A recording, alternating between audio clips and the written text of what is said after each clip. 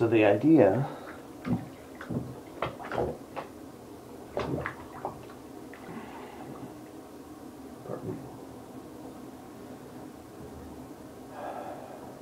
I lost it. This is a very nice bath.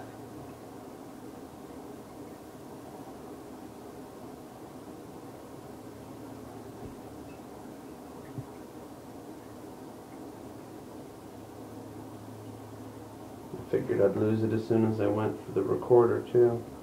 Trying to hold on to it. It was a very fleeting thought, trying to build it up. Oh! Okay, I got it back. It was build it up that did it. Alright. When a person is alive and is close to you, the connection that you have with them is a sharing of your souls.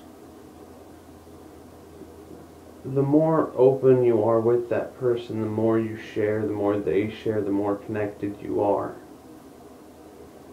So there's a scale there. Your connection could be very loose with someone, it could be very strong with someone, and anywhere in between. You know, that's why some of the harder breakups or friendships ending hurt so much, is because you share so much that your connection is just so large with them that you really do lose a part of yourself, because like two organisms working in symbiosis. Now, the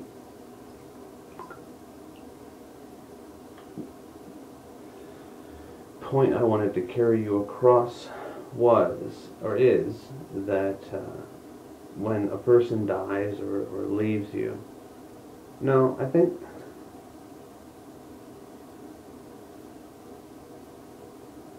well, there's these two. We're gonna go in a segue here. If a person severs their connection with you, then you carry an aspect of them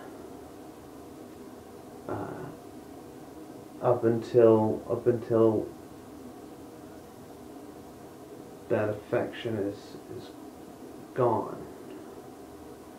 Who they are with you is very different from who they will be with you, or who they are with others. I mean, not necessarily vary, but it's different. I mean, I'm sure you felt it before, the difference. Like you're staring at a stranger.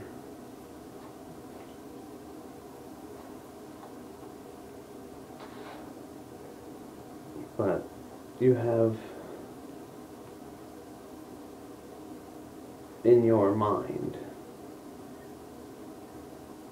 this haunting happiness that confuses you and your current reality, is subject to disbelief. Or rather, you're subject to disbelief the reality around you with these haunting memories. Or the whole process or changeover is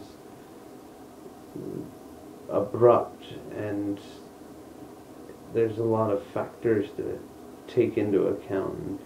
You shut down, brain crashes, the sprinklers turn on, you feel that pain and fire inside. It's like an apartment burning ablaze.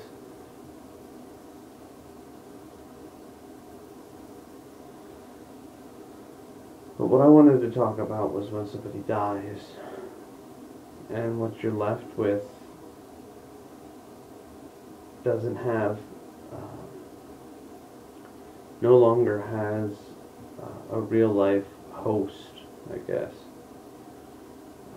And so this left over, this memory you have of them, of who they are or were or could have been, or how you'd like to see them, or what you suppose they'd be like. That kind of all stays in your head. And depending on your connection size, it could be a great or small amount of energy of theirs left over in you, unassimilated.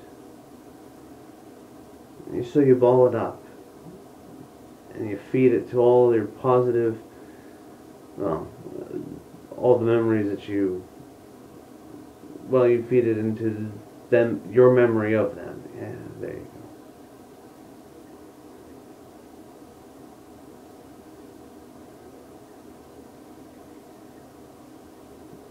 And if you have enough of this and you carry it with you and it's positive, you feed it right, it continues to gain experience. That person still lives with you in a type of, well, you know what, this just came to mind. In Harry Potter they have this Horcrux type of thing. The way him and Voldemort were bonded, it's kind of like that. You carry a piece of them with you, just from the connection and the size or strength of it. And so you can nurture what is left, and with enough experience you can give it to a new body on this earth. You go through the proper channels and all, but you can give it a new life and have it revisit something still alive in the memory of, or supporting the memory of, and continuing the story of the person, the soul that was that deceased or connected